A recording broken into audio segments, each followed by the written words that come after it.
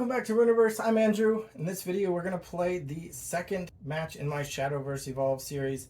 These are all upgraded pre-constructed decks. For more explanation, go back to the first video in the series, which was Dragoncraft versus Swordcraft. We're going to start out the second pod here by rolling up two of these decks at random with my D4.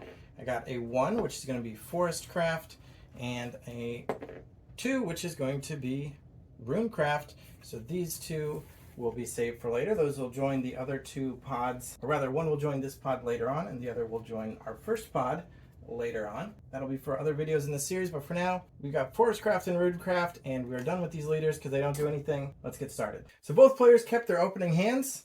I don't know what all the cards do and I'm not looking it up until I need to play them. Well, that's not completely true, but I kept it mostly because the costs look pretty good. So the Forestcraft players going first because they were rolled randomly first. Start out the game by getting a maximum play point orb or crystal or mana crystal or mana or PP or play point or whatever I'm going to call it for the rest of the game, as well as the current power point of 1 or play point of 1, but they don't have anything that costs 1, so they'll pass the turn. And the Runecraft player will also get 1 maximum play point and 1 current play point. Because they're going second, they also get to draw a card, and because they're going second, I forgot to mention they started the game with these 3 evolution points that can be spent once per turn in order to help pay the cost of an evolution, which I'm sure we'll see at some point. Runecraft does have something up their sleeve, but they're going to pass for now. So Forestcraft goes up to 2 maximum and 2 current, draws a card. And then for a pretty simple turn, we're just going to play the Elf Wanderer for 2. So we'll spend our 2 play points here, and she's going to have 2 attack and 3 health. She has direct attack, meaning she can attack enemy followers directly. Normally you can only attack an enemy follower if it is exhausted or tapped or whatever it's called. She can attack them regardless of that. She also can ignore ward while attacking. So we haven't seen ward yet in the series, but ward is an ability that prevents anything other than an exhausted ward follower from being attacked. She can ignore that. So she's a direct attacker. She's really good at hunting down who she wants to hunt down. For now, she's going to be the first follower on the board for either side of the table. And she can't attack this turn because she has Summoning Sickness. Then the Forestcraft player would end their turn, but the Runecraft player has a surprise. They have a quick spell, so they'll spend their 1 play point. Now, if they had spent their play point on their own turn, they wouldn't have it now, but that available play point persists throughout the enemy player's turn, then would reset at the start of your own turn.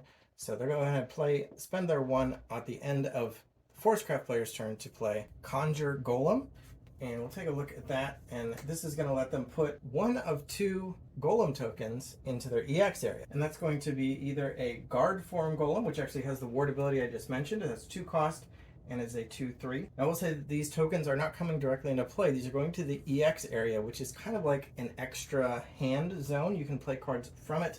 It's a special place that this game has mainly for tokens, I think. So you can create tokens without putting them directly into play. You're putting them into an extra hand, your EX area. So, or you can get the Strike Form Golem, which is going to be a 2 cost, 3/2, and it has Rush, meaning it can attack immediately. However, even if they were to play it on their turn, it would not be able to attack this elf because she's not exhausted. So you can't attack enemy followers that are ready unless, again, you have the direct attack ability, which she does have. I think the Runecraft player will take a slightly more defensive route, and they're going to go ahead and take the Guard form Golem, put that into their EX area, and that will resolve their spell, which goes to their graveyard. And now it's actually their turn. So they'll get 2 maximum play points and 2 current play points and draw. They do have another option, but I think they'll take the slightly defensive route of just going ahead and playing that Guard form Golem. So they do have to spend their 2 to bring it from the EX area out into actually being in play, and then they'll end their turn, and as they do so, they will use the ability of ward to exhaust it. So again, normally a ready follower can't be attacked, but ward grants you the ability to exhaust it just voluntarily, just so that it's exhausted, because now the ward kicks in, and this will have to be attacked before Forestcraft player can attack our health directly, our defense. Although our Elf Wanderer can ignore ward anyway, but who knows, maybe another attacker will come out that the Runecraft player doesn't want to be attacked by. So for the Forestcraft player, I think we're going to go ahead and play Water Fairy. So she costs 1, and she is a 1/1. She has last words to make a fairy token into our EX area. So fairy token is going to be a 1/1 with nothing else going on really. And she also can evolve for 2. And she evolves into the Evolved Water Fairy, which we're actually going to do right now. So this is our first evolution of the game. So we're going to go into our evolution stack. It's capped at 10 cards. So one of the big costs of evolution is just the fact that you need to dedicate card slots to it. You've only got 10 cards available. But we're going to get this Evolved Water Fairy, and that's going to directly go on top of her.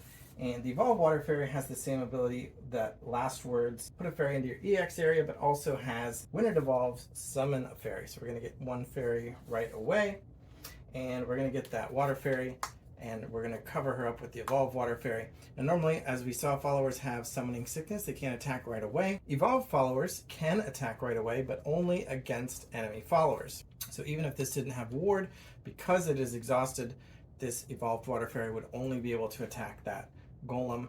But because it has Ward, we doubly can only attack the Golem. But our elf here can ignore Ward, and so I think we will do that. We're going to go ahead and just attack directly against the opponent for 2, putting them down to 18. And this fairy is new, because Summoning Sickness can't attack at all. Again, we could attack with this now against the Golem here, but it would deal 2 damage to the 3 health there and not defeat it. Damage is permanent, so it would go down to 1 defense, but its 2 attack would mean that our Water Fairy evolved would be destroyed, which we don't want. So we're going to leave it there for now and end our turn. So Runecraft goes up to 3 maximum, 3 current, readies their card and draws. Then we're going to spend the 3 to play Runic Guardian. So she is a 3/4 with cost 3, and she also has Ward. So it's another way we're going to be defending ourselves. And she has an optional ability of Fanfare. When she comes into play, we can choose Earthright, which means if we have an amulet in play, we can choose to give her +1 attack and +2 defense. We do not have an amulet in place, so we're going to choose the second mode, which is to make an amulet. So this is a magic sediment token. We'll take a look at that as well. And that is a relic. We'll see if it comes up later on, or an amulet rather, which basically means it's going to take up one of our 5 slots. I don't know if I mentioned that, but you can only have 5 things in play, basically. And that's going to take up one of those slots. It does have the ability to kind of give itself up to move counters onto another amulet. We'll see if that comes up. But for now, at least, it's just going to be an amulet in case we have other cards that care about such things. And hopefully we do, and that we don't suffer from giving up one of our slots. But otherwise, she's just going to be a 3/4 with Ward. She can't attack, but the Golem can. And it can either attack this elf or our opponent directly. And we're going to exhaust it at the end of our turn anyway in order to use its Ward ability. So we may as well get in for 2 damage. You know what? I think I actually will trade some damage with the elf. So we're going to attack the elf directly. And that means both of them are going to deal their 2 attack to each other. They both have 2 attack. And both of them have 3 defense, which will be reduced down to 1. And again, those are permanent changes, so I'm going to mark it with these counters that came in the starter decks, and now they both only have 1 defense remaining. At the end of my turn, I will also exhaust this to use its Ward ability, and now they've got to attack these before they can attack our health, except for her, because she has direct attack. Or rather, can specifically avoid Ward. Alright, Forestcraft goes up to 4 and 4, readies their elf and draw. So now because this elf here has the ability to ignore Ward, we're going to do that again and knock them down to 16. And then this only has 1 health remaining, and I think I'm actually going to finish it off with this fairy here. So it'll deal 1 to it to finish it off. This will do 2 to the fairy, and they're both destroyed. And then I'm going to play the Ancient Elf for 2 of my 4, going down to 2 available play points. And she's got a nice foiling here, a booster pack upgrade from the box I opened. And she can evolve for 1, which we are going to do in a second, but she also says Fanfare, return another card in play to hand and get +1/+1. So we're going to pick this one up. Now, because it's evolved, the evolution actually goes away, and we're not going to be able to use this for the rest of the game. Fortunately, we do have 2 more copies of it, so we can evolve it again. That one we just lost, though. I would have liked to attack with it first, but because of Ward, we can't get through, and if we attacked her, we would just lose our fairy and put 2 damage on that. So I'm just going to put this back into my hand. I could play it again later on, which is actually part of the Forestcraft strategy. And now she's going to be in play, and she gets +1/+1 for our troubles. So now she's a 3/3, and then I'm going to pay the evolution cost and evolve her into the Ancient Elf Evolved. To get the Ancient Elf Evolved, and now this is going to go on top of here, and now she's going to be a 3/3, and she has the ability, when she evolves, I can return a card in play to hand to get another +1/+1. So her 2/2 stats are becoming 3/3, which means she's now a 4/4, and we're going to go ahead and return her to our hand because we already attacked with her this turn, and she's got 2 damage on her, so we're getting to clear that damage. And that's going to bring our Ancient Elf up to 5/5. We can then go ahead and replay the Water Fairy. So we can evolve that again later if we want. And because this evolved this turn, it can attack a follower, and we will attack that Ward Lady for 5, taking 3 in return. So instead of being +2, we're going to be at -1 for a total of 5 attack and 2 defense remaining. But she's gone. So the Runecraft player will go to 4 and 4, draw a card. So we've got our board cleared, but that's okay. We can clear the enemy board as well. I'm going to play Fire Chain for 2, and that says to choose 2 enemy followers and deal a pool of 3 damage between them. So the pool is going to be distributed to be 2 and 1, which will take out both of them. So unfortunately, the Ancient Elf is done, the Water Fairy is done, and the tables are clear on both sides. And we're also going to spend 2 to play Sorcery Cache. This is going to let us look at the top 4 cards of our deck and put a spell into our hand and put a spell into our graveyard. I think we'll take another Fire Chain, and then we'll put another Golem summoning card into our graveyard, and then the other 2 cards we'll put on the bottom of our deck in any order. And with both of these cards resolving, we now have 4 spells in our discard pile, which is important for Runecraft. They have an ability called Spell Chain, where they actually generally want 5 spells. So we want to get 1 more spell into our discard pile, and then we'll have some extra special abilities turned on. You get more powerful effects the higher spell chain you go. For now, that's where we're at. And with an empty board, we pass back. Forestcraft goes to 5 and 5. No more powerful stuff on the board, for now at least. You know what? I totally missed it that when the Water Fairy was destroyed by the Fire Chain, her last words should have triggered to put a fairy into Forestcraft player's EX area. So this is a token in the EX area like we saw earlier with the Golem. So you can pay 1 to bring it out, which I think we might do, because we're going to play Titania's Sanctuary. So this is another amulet like the sediment here, but this has the ability that while it's in play, allied tokens that are fairies have direct attack, so they can attack untapped creatures. It also gives +1/+1 immediately to all of the fairy tokens, and whenever a fairy token comes into play, it gets +1/+1. So we can play the fairy as well as Titania's Sanctuary, going down to 2, and that's going to make this into a 2/2. We're going to have this amulet in play, taking one of our 5 slots, which is an issue. But then we can also resummon the Elf Wanderer for our last 2 points. So we have a bit of a field. Runecraft goes to 5 and 5. I think we're going to play Sammy Wizard's Apprentice, which is the card we've just drawn here. And it costs 1 for a 2/1. It evolves for 2. Fanfares, look at the top card of your deck. You may put it in your graveyard. So if this is a spell, we go to Spell Chain 5 right away.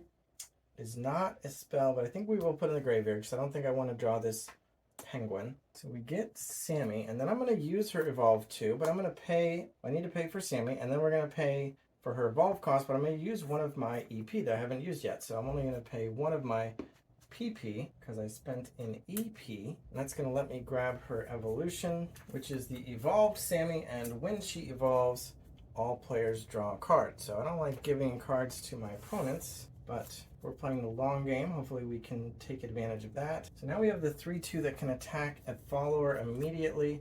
We still have 3 left. I didn't get the spell I wanted in my discard pile. I think I will have her attack the elf. So 3 damage against 3 defense and 2 attack against 2 defense. So they will both be taken out. So this evolution is gone. And because I don't want that direct attacker to be able to come for my Demon Flame Mage, whom I will spend the remaining 3 play points on. She has the ability to evolve for 1. Let's go ahead and take a look at her. Her evolution, though, is going to be 4/4, and when it evolves, it deals 2 to all enemy followers. So I'd like to not evolve with her this turn, which I can't do anyway because you can only evolve once per turn, but also I want to make sure that she survives so that I can use that ability later. So I feel like getting rid of that elf is good, even though the elf is too small to kill the Demon Flame Mage. She might get puffed up somehow. So I'm trying to pretend I don't know what's in the other player's hands, but so that's my strategy as the Runecraft player. So Forestcraft got a new card. They also get to go up to 6. So let's just do 5, 6, and 6, and draw. The Forestcraft player has some big stuff going down. So we're going to attack directly for 2, putting them down to 14. So you know what? Let's not. Let's attack the Demon Flame Mage, because I actually want to make a little bit of room for more fairies. So we're going to play Arya, Fairy Princess. She costs 6. She's a 5/5. She has Ward. While she's in play, my other allied followers that are fairies have Rush, which means they can attack enemy units right away, but not the player directly. Also, when she comes into play, I get 9 fairies, as many as I can fit on my board, and the rest will go to my EX area. But I think the EX area is also capped at 5. I could be wrong about that, but I believe I'm going to get Arya plus 3 fairies. Now my board is full because of my amulet, and then 5 fairies into the EX area, which can be summoned later by paying their cost of 1. But these also get +1/+1 because of the amulet. So now I have 2/2 fairies, and I could have them attack right away against that Demon Flame Mage, which has the ability to deal 2 to everything. So let's go ahead and send 1 fairy in there and finish off her. Now we don't have to worry about that evolution trigger. These can't attack because there's no units left, and so we'll go ahead and exhaust it at the end of their turn to use her ward ability. So now Runecraft goes to 6, and they have their spell chain, but they're pretty far behind on board. That amulet is causing a lot of problems because they could deal little bits of damage. +1/+1 to all the fairies is big. So we're going to play Lightning Shooter, and she is going to cost 4, and she's a 3/3. She says, Fanfare, choose enemy follower, deal 2 to it. Spell chain 5, deal 4 instead. Spell chain 10, also deal 2 damage to the enemy's leader. So we don't have the spell chain 10, but we do have spell chain 5, meaning we can deal 4 damage. So let's do 4 to Arya, bringing down to 1 health remaining. And then we can play another Flame Coil, Fire Chain rather. That's going to be another spell. So we'll go up to 6. Oh, I was mistaken. We actually don't have... I usually only had 4. I must have lost count at some point. So we'll play this first. We'll play this before her. This will be our 5th spell. So we will get the 4 damage. And we're going to put a pool of 3 damage. We're just going to put the 1 preemptively here. And then 2 onto a fairy to take that out. And that's going to... we'll do that before we then play this to deal 4. Because now we do have spell chain 5. And now the 5 is going to... mean that Arya is defeated, and that reduces them down to 1 fairy, but they still have 5 fairies on retainer with this amulet ready, and she can't do anything else. We have no more play points, so we're done. Go to 7 and 7. So we do want to hit the opponent eventually, so we're going to go ahead and put 2 damage onto them. Now we'll put them down to 14, and then we'll spend 1 to make a fairy, which doesn't have Rush because we don't have Arya anymore. I guess we just have to leave that. I'm going to play another Elf Wanderer, and this is the one that can ignore Ward. And we're going to play a Waltzing Fairy, going down to 1, which has Fanfare and Last Words to get another fairy into our EX area. And I was hoping to spend my last point on another fairy. We don't have room. Could have made room by putting this damage onto the follower there, but I guess I'll leave it the way it is. So now we go to 7 on this side. We felt kind of behind this whole game, but we're still at 14. Now we're going to spend 5 and play Alchemical Lore. So this is a spell. It'll be our 6th spell. And it just says deal 4 damage to all enemy followers. So wipe the board over on that side. giving them plenty of room to play their EX fairies. Fortunately, that doesn't get rid of the amulet, and then we'll just go ahead and attack for 3, our first points of damage against them this game. Okay, so going to 8, draw a card. Well, the Forestcraft player drew another nice shiny foil card here. We have Robin Hood, cost 5 for a 4/5. It has fanfare, deal 4 damage to an enemy follower, and can pay 1 play point and exhaust it to deal 4 damage to an enemy follower.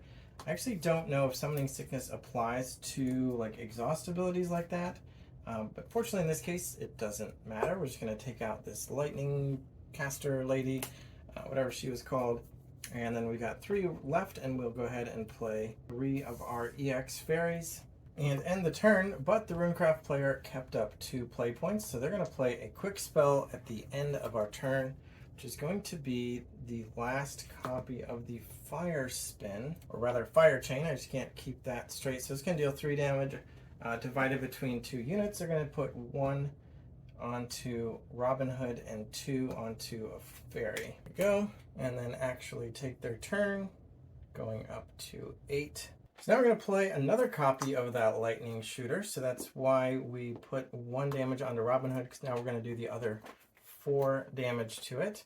And then we can play this lady here, the Runeblade Summoner. So she is costing 3 for a 1/1, but she has some spell chain action. Spell chain 5 get +4/+4. Spell chain 10 get Storm. So we're not going to be able to get Storm, but we will have her be +4/+4. Fortunately, she'll have to wait till next turn to do anything about it. And we'll pass back. Forestcraft goes up to 9, just 1 away from the maximum. So for Forestcraft, I think we're gonna kind of want to just keep going for damage, but I need to make a little bit more room again. So I'm gonna trade 2 fairies for the lightning shooter, 2 damage at a time, taking her out. And then we're gonna play 2 more fairies for 2, as well as Fairy Circle for 1 more. And that is a spell that's going to give us 3 fairies into our EX area. And then that is done. And then I'm going to pay 3 in order to play the Rose Gardener. And she says she's a 3/3 for 3. She's got Evolve for 1. So I'm going to go ahead and pay that. Grab her Evolved form, which is a 4/4 now. And she says when you evolve her, choose an enemy and return it to its opponent's hand. So we'll get rid of this Runeblade Summoner for now. And also combo 3, draw a card. So combo is something we haven't seen yet, but combo means if you played that many cards it's turn. So if we played 3 cards before resolving this combo ability, we get that combo bonus. And we have played 3 cards. We played 2 fairies and the Fairy Circle spell. So those are the 3 cards we played. And now we get the bonus of draw a card. So that's the extra effect there. Take a look at what we got. And yeah, that's our 3rd copy of the Elf Wanderer. So we'll spend our last 2 on that. A little bigger. We could have played a fairy, but this is a little bit more mana efficient and bigger. So again, the Runecraft player finds themselves not too far behind on defense, but pretty far behind on board. So we're going to play Spectral Wizard. And he says he evolves for 2, and he has fanfare. Look at the top card of your deck. You may reveal a spell and add it to your hand. So if this is a spell, we get it. It is not, so I guess it just goes back. But then I will pay the evolution cost of 2, 1 with a play point and 1 with an evolution point. And go ahead and evolve that into the Spectral Wizard Evolved, which looks like this. So now he's a 3/3 instead, and I can discard a spell to deal 4 damage to an enemy, but I don't actually have a spell. So I guess I'm just making the 3/3. I think I'm fine with that, because if I do draw a spell, I'll probably want to play it. And then I've got 6 more, and I'm going to spend all that on 2 of these Runeblade Summoners, and they both jump up to 5/5s. We are 3 spells away from having Spell Chain 10, and then I have Storm, but I've only got 1 card left. It's not a spell, so I'm not going to hold out for that. So we got a 3/3 and 2 5/5s. Hopefully that'll be good enough. But the Forestcraft player is thinking that the Runecraft player doesn't have any ward of any kind, so they can just go directly to the face with everything for 2, 4, 6, 10 damage. That would put them down to 4 over there. The swing back would be for 13, which would put us down to 4. That might not be super safe. Now I'm realizing I kind of brain fart. I was thinking I could have my units attack the enemy units, but I can't do that because they're not tapped. So I'm wondering if I kind of had a mistake, because I definitely knew that at the beginning of the game, but now I don't know if I at some point forgot and messed that up. Apologies if I've had followers attack untapped enemy followers, but I'm also remembering that this amulet says that my fairies that are tokens can direct attack, so they actually can attack directly. These two can't. So these two, if they're going to attack, they have to go to the face. No, she has direct attack as well. It's just this one that has no special abilities for that. So we may as well just do 4 damage to the face, since that's the only option. And then I think we're going to do 2, 4, 6 damage at one of these Rune Blade summoners. So we're going to have all of these taken out. I'll replay these fairies in a second. I'll leave these here. That's going to take out one of the 5/5s. We're going to spend 4 to play the Okami. So this is a 5/5 for 4. And it also gets +1/+1 whenever an allied follower comes into play. And we're going to spend 2 to play 2 of our fairies, bringing him up to 7/7. And then we're just out of space. So now Runecraft can go to 10. We finally hit the maximum mana on both sides. And even with just 2 cards, we're still going to spend most of it. So let's start by playing Teachings of Creation. So it's a 1-cost amulet. Says fanfare draw cards. We get to draw 1 right away. Should have spent 1 down to 9. And it also has stack. So stack is an ability that this sediment also has. It actually should have a token of some kind on it. I don't see tokens necessarily, but just has 1 anyway. And if it loses its 1 stack token, it's destroyed. So that's true for this, as well as for our new Amulet of Creation. Again, it's taking up a spot for that, but we're going to make some room momentarily. So we're playing Arch Summoner Erasmus for 7, and he is a 6/8, and he says that when he comes into play, we can Earthwrite. Earthwrite means we need to spend a stack, which basically means we'll lose one of our 2 amulets here, and he can also be exhausted or acted in order to basically do that effect again. And the effect is you spend a stack in order to deal 6 damage to a follower, as well as 2 damage to the player. But I also drew Insight, so that's the spell I drew off the Amulet of Creation. We're going to play this spell. It just says draw a card. So I'll go ahead and draw a card with that spell. Puts my spell chain up to 8. I'll have to save this one for later. I should have resolved this ability, so I'm going to go ahead and spend my stack from the sediment. So my token is finally gone. We're going to deal 6 to, let's say this one. So we'll get rid of this and deal 2 to the player, putting them down to 15. And we may as well do it again and hit the Okami for 6 and put 2 more damage on the player. Well, that's just going to put him down to 1 health. So I guess let's go ahead and get him off the table, even though we have to spend this 3/3 to do it. Don't need him to continue getting bigger and bigger. So 6 damage from Erasmus plus 3 from the attack is enough. Can't attack the fairies because this doesn't have any special direct attack abilities, so we'll just attack the player for 5 and put them down to 8. So we're actually in the lead now. So we're at the cap of 10, so we'll just stay at that number there. So I'm going to start out by playing another fairy calling, or whatever that was called, to get 3 more fairy tokens, paying 1 of our points. Then I'm going to play 2 of my fairies, putting them out. Then one of the fairies that was already in play is going to direct attack because, or doesn't need a direct attack, just attack because those are exhausted. We're going to go ahead and put 2 damage on one of them. Actually doesn't matter which one, I'm just freeing up a space. Then I'm going to play this fairy caster, and he costs 4. And this is 3/3. It says summon 3 fairies until your board is full. Our board is going to be full. But then he says the extras can go into our EX area. So we'll get the 3 fairies here instead. And he's going to come into play. And now I've played 4 cards. I played the fairy calling, 2 fairies, plus the caster, I'm going to spend my remaining 3 points on this spell here called Homecoming, which says choose an enemy follower. That the player puts it on top or bottom of their deck. Or combo 5, choose all enemy followers instead.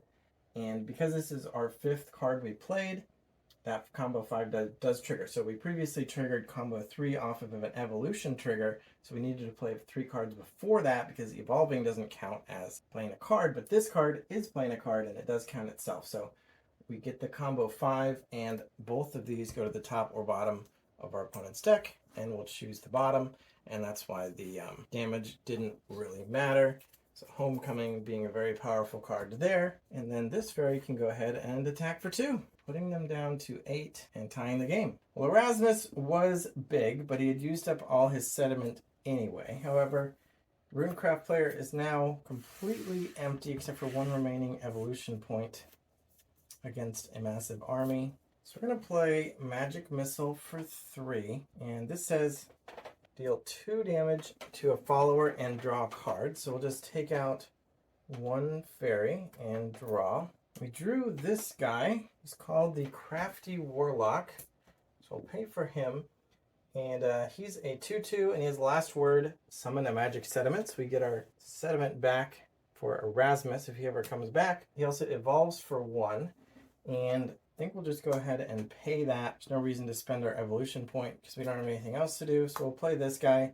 He's now just going to be a 3/3 with that same ability of last word to get a sediment. Now we can go ahead and attack this fairy because it is exhausted and take 2 damage for our trouble.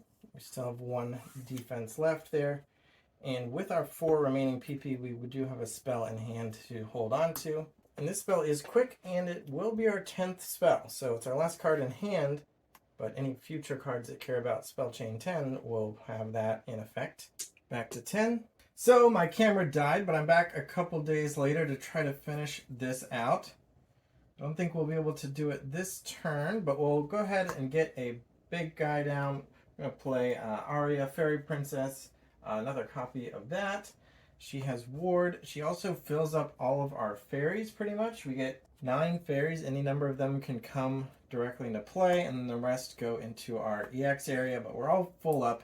But this does also give our fairies rush, so we can have this fairy attack here to finish that off, and that way that one's out of the way.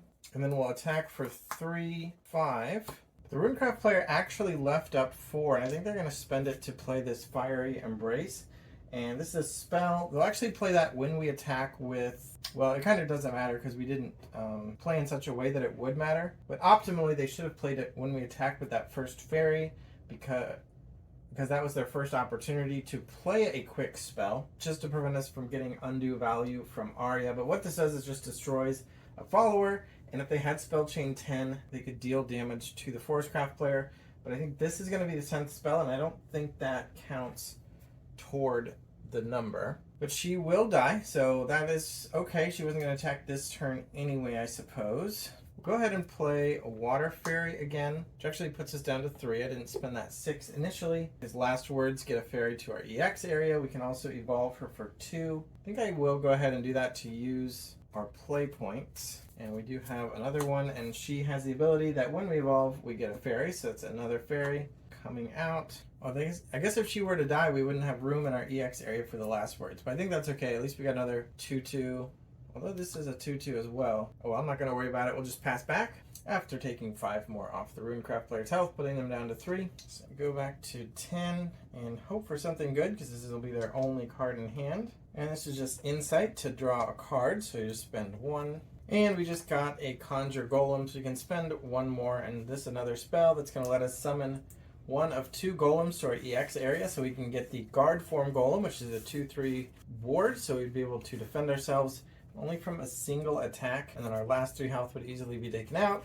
Or we could play Strike Form Golem and pick off this guy, but that would be the same result. We'd still have 3 attackers coming in to deal us plenty of damage. So I guess we'll just play this one to our EX area, and then we'll go ahead and play it, and we'll use ward. And then Forestcraft can do the finishing touches. Doesn't matter what this is.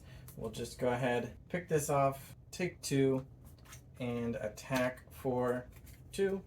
4.